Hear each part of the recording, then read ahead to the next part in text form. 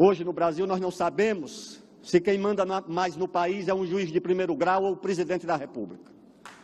Nós vivemos uma espécie de anarquia ou pré-anarquia na relação entre os poderes.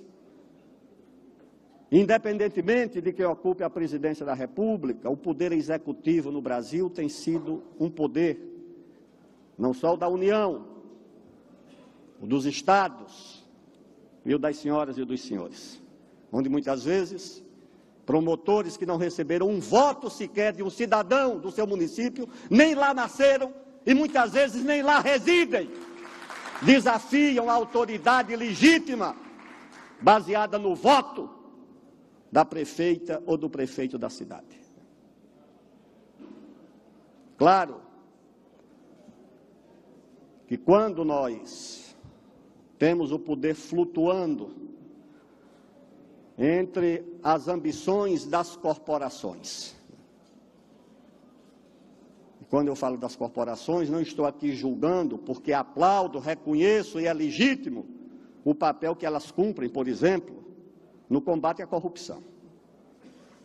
Tem legitimidade, receberam do Congresso essa atribuição e cumprem o seu papel e devem ser fortalecidas e preservadas nesse esforço. O que elas não receberam foi a atribuição de substituir a política como atribuição do destino da sociedade. Essa atribuição elas não receberam. E muitas vezes, lamentavelmente, é essa atribuição que elas pretendem. O Brasil não tem saída fora da democracia. E a democracia não tem saída fora da política.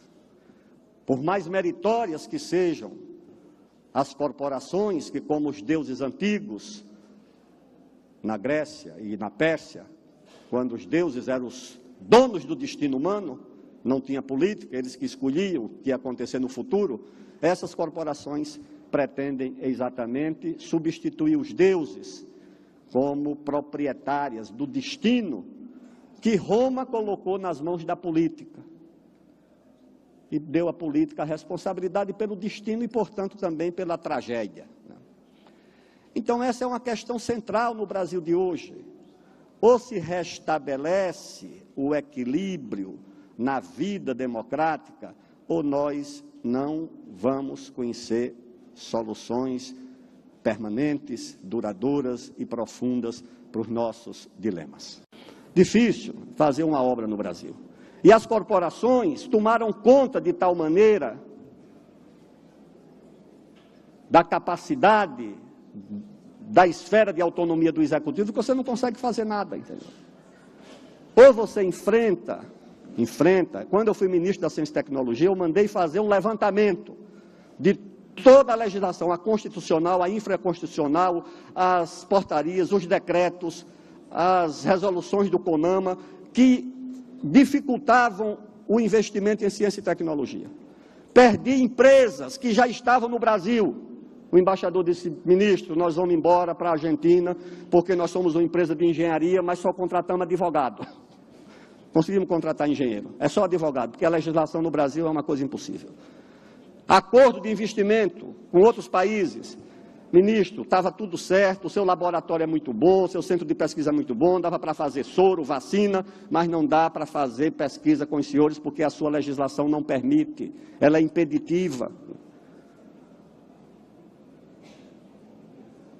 Chega muitas vezes numa cidade, uma delegação de um órgão de controle do governo federal, pelo amor de Deus, o gestor é tratado como um criminoso.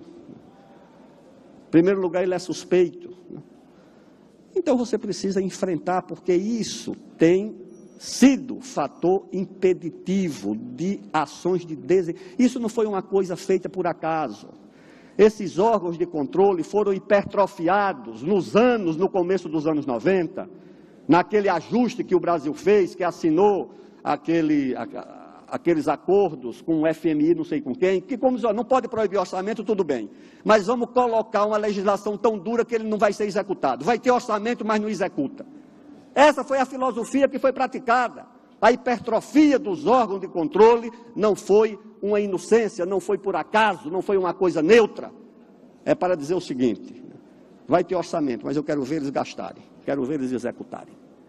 Era essa a filosofia. Eu sei que acompanhei esse debate, nós mais antigos temos essa vantagem.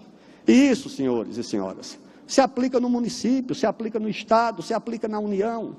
Agora, 2015, veio o primeiro-ministro da China, disse que não tem 70 bilhões de dólares para investir em infraestrutura no Brasil, porque eles têm a ideia de ligar com o Pacífico, para ter acesso ao Pacífico, para a segurança alimentar, que o Brasil garante, né, em parte, para a China. Eu dizia para o presidente Dilma, eu digo: presidente, esqueça. Daqui que a senhora consiga atravessar todos os parques, todas as florestas nacionais, todas as terras indígenas, com esse projeto, nunca, não vai chegar nunca. Eu vi um dia desse uma empresa que foi embora do Brasil, ia ter aí um projeto, mas disse que ia precisar de 600 licenciamentos ambientais, porque se a obra atravessa 2 estados, você precisa de um licenciamento da União, que é do IBAMA, um licenciamento do órgão de controle do Estado, que às vezes é mais rigoroso do que o da União. Eu lembro do Código Florestal lá em Minas, né? Eu pensei que o Código Florestal era uma anarquia jurídica. Quando eu vi a legislação em Minas, eu digo: pelo amor de Deus, estava tudo na ilegalidade. Aí a moça da empresa disse: não, aí tem o licenciamento do Estado e tem o licenciamento de cada município, porque é legislação concorrente. Meio ambiente você legisla para cada município, então você tem que obter um licenciamento em cada município, acabou, foi embora. Então esse aspecto nós precisamos disciplinar, nós precisamos enfrentar. Não tem jeito, não tem controvérsia. No Código Florestal, que eu relatei, nós tínhamos 90% da atividade agrícola do Brasil na ilegalidade. Você não tinha agricultor, você tinha uma atividade criminosa pela lei da época. Pela lei da época. E quando o agricultor, por exemplo, no Rio Grande do Sul, para plantar arroz, você precisava licenciar cada safra. Cada ano você precisava licenciar o plantio de arroz. Para licenciar a usina de Angra, que é uma usina nuclear, você só precisou de um licenciamento que vale para a vida inteira. Para licenciar uma plantação de arroz, você precisava de um licenciamento a cada safra. E quando o agricultor precisava de um advogado, ele tinha que botar o dinheiro no bolso e pagar. E quando uma ONG precisava de um advogado, ele batia nas portas do Ministério Público e tinha no Ministério Público o advogado para representá-la. Era essa a situação que nós tínhamos. Tivemos até agora, porque esse Código Florestal teve uma ação direta de inconstitucionalidade do Ministério Público Federal, que só agora, depois de 5 anos, é que o Supremo conseguiu dirimir, assim mesmo, por 6-5.